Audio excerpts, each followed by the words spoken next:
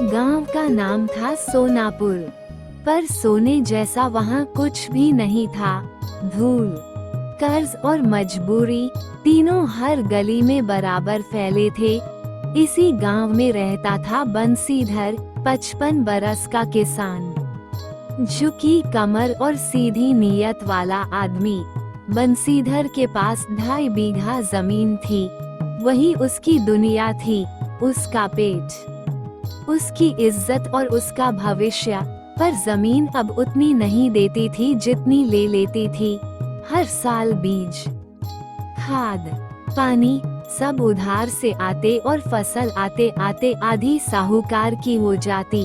उसकी पत्नी धनिया अक्सर कहती, अब की बार बेटा शहर चला जाए तो अच्छा है, यहाँ मिट्टी भी कर्ज मांगती है। बंसीधर चुप रहता।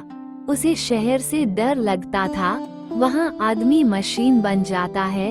उनका बेटा रामू 20 साल का था, पढ़ा लिखा नहीं, पर समझदार। वो पिता की हालत देखता और भीतर ही भीतर टूटता रहता।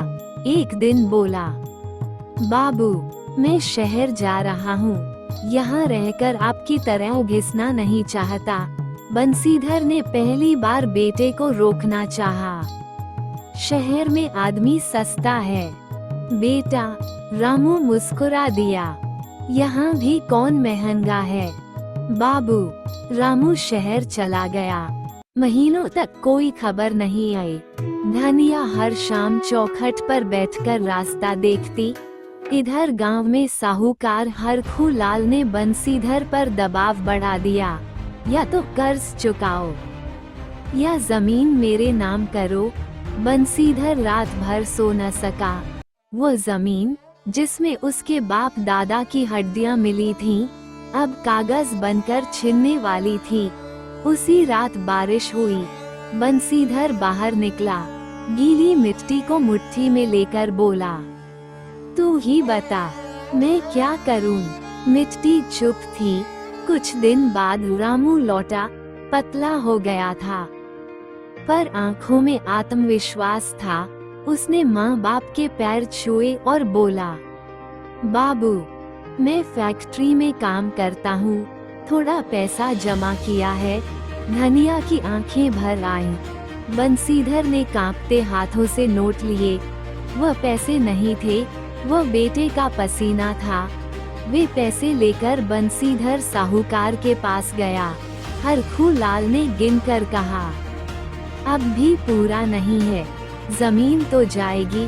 बंसीधर ने पहली बार सिर उठाकर कहा, जमीन जाएगी, पर मैं नहीं झुकूंगा।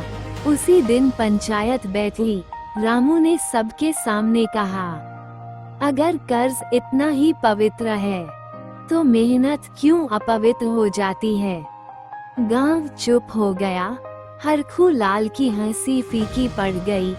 कुछ महीनों बाद रामू शहर वापस चला गया। हर महीने पैसे भेजने लगा। धीरे धीरे कर्ज उतर गया। 1 साल बाद बंसीधर ने खेत में हल चलाया। मिट्टी पहले से ज्यादा गीली थी।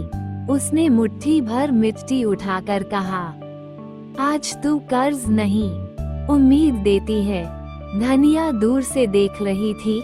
उसकी आंखों में पहली बार डर नहीं, भरोसा था।